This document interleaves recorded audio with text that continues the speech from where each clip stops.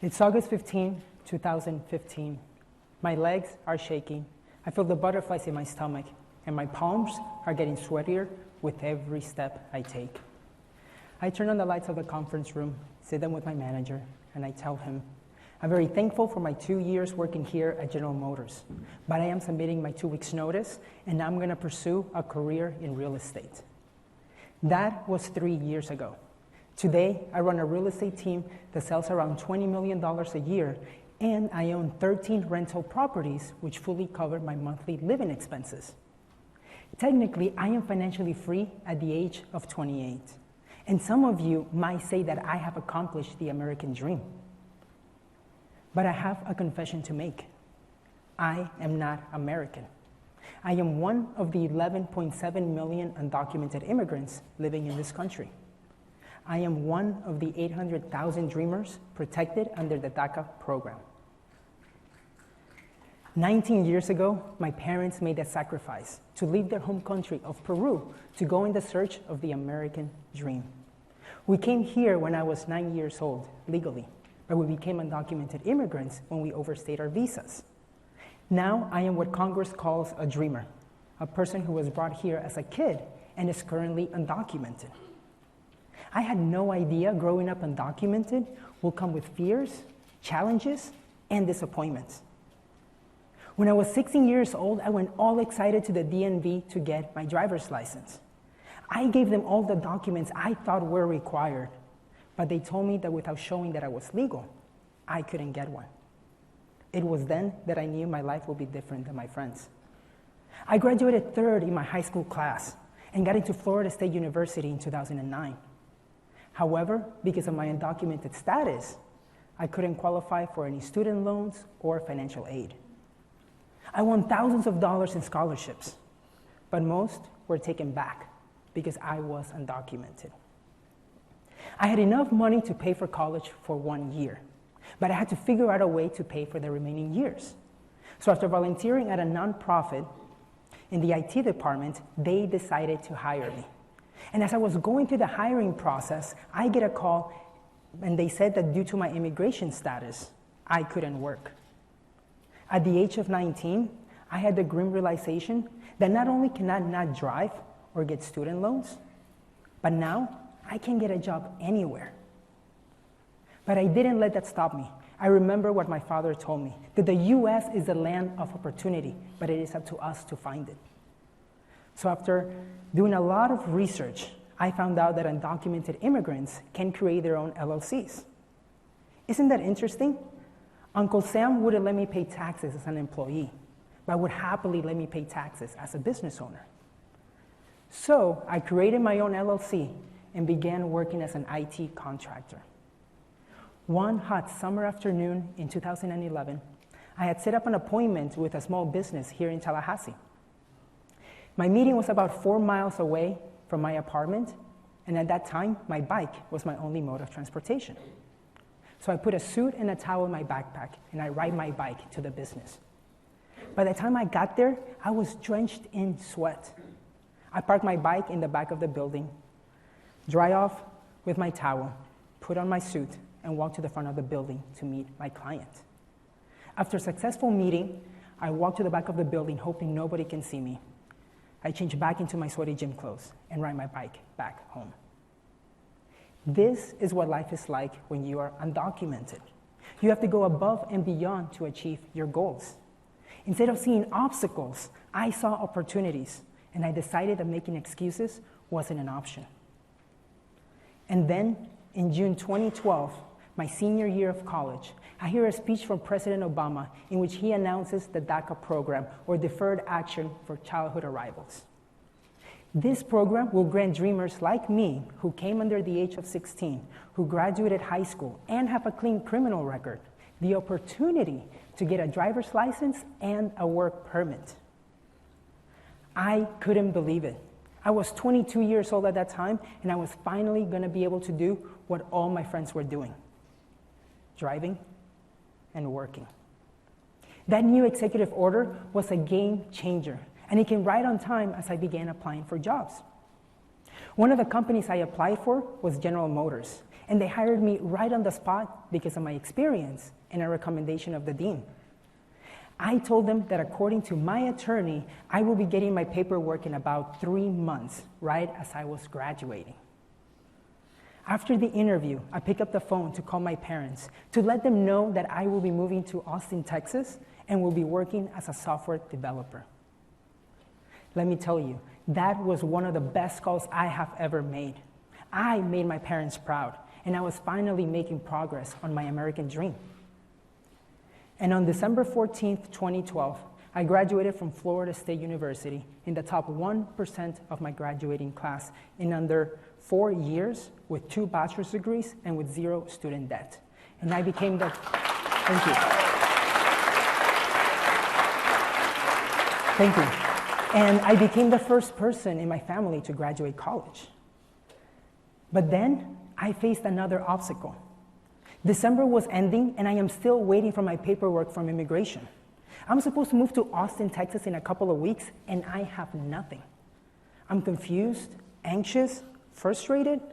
I remember thinking, how am I going to move to Austin where I don't know anybody, I can't drive, and don't even have a guaranteed job yet?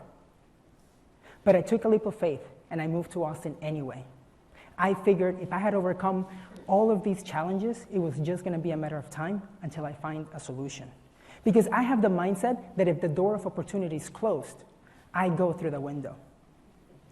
And in late January, upper-level management at General Motors decided to hire my company so that I could work as a contractor while waiting for my paperwork from immigration.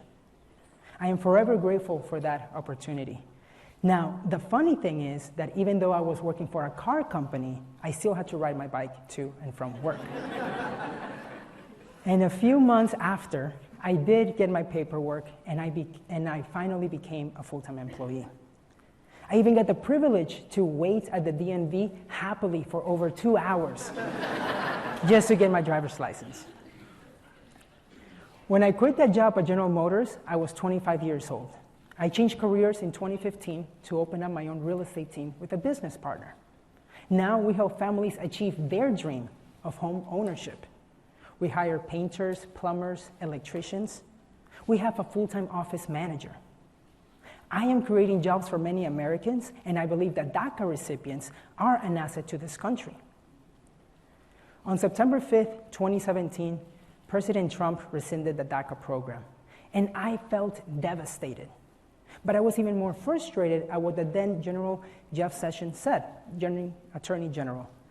He said that DACA denied jobs for hundreds of thousands of Americans by allowing those same jobs to go to illegal aliens. This couldn't be more wrong. In that moment, I did something I've never done before and shared publicly on Facebook that I have DACA and that I am a dreamer. I shared my story and a picture of the taxes that I paid in 2016 of over $28,000. I mentioned that I didn't steal anyone's jobs because I earned them through hard work. Those nonprofits, small businesses, and even General Motors hired me because of the potential that they saw in me. I wrote that post to raise awareness of the opportunities that DACA gave me, just like it did the 800,000 DACA recipients we have today. And that post went viral. Now, when something goes viral, you get people that support you, but you also get the haters. I got a lot of people saying how my story inspired them, but I also got people saying that I should be deported back to Peru, that I was still illegal and unwanted after all my accomplishments, and that if I was so smart, why didn't I apply for my citizenship? But instead of getting mad or irritated, I did my best to educate those people, to let them know that there is no way for us to get in line because the line doesn't exist, and that we pay taxes just like all Americans do. We contribute to our economy and to our community. I am just one DACA story, and each of us has a unique story.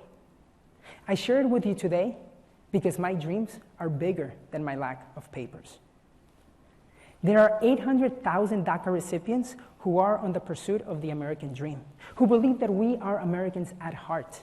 We have gone to school here and contributed to our communities. But we live with uncertainty because we don't know if we will be able to renew our documents in the future. If the program ends, will ICE deport us? Will we be fired from our jobs? Will we have to go back to live in the shadows? We will be living with fear every day, hoping that the police don't stop us while we're driving, or that ICE doesn't come knocking on our doors. A fear that will limit us from achieving our true potential. We are here pursuing something, knowing that it can be taken away tomorrow, the American dream. But the question is, can the American dream be achieved if we're not American? On that Facebook post I wrote, one of my friends commented, "Diego, you are more American than I am." And that made me think, because in his mind, I was contributing to this country, just like other Americans. And I have the values of what it means to be an American, but I lack the papers to prove it. The American dream for me is to see past your current circumstances in the hopes of a better future, and to pursue your vision despite the obstacles you may face. The American dream is a story of perseverance. It's a story of resilience. It's a story of coming to the United States or being born in the United States with nothing to achieving a life worth living. This country is one of the greatest countries in the world because so many people come on the pursuit of that American dream. A dream that comes with sacrifices. Sacrifices that my parents had to go through so that they could provide for my brother and I. Planting in us the values of integrity, good work ethic, and grit. They are the original dreamers, and I am a result of their sacrifice. At the end of the day, we are not criminals. We are human. We've been living here striving to reach the American dream, just like you have. Did you know that of the 11.7 million undocumented immigrants, 65% of us have been living here for over 10 years? And that 40% of us actually came here legally. This is something that the media won't tell you.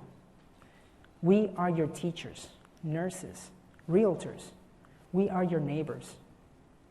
If you're an American, I urge you to look back at your family lineage and find out who were your dreamers, who left their country, their culture, to come on the pursuit of that American dream.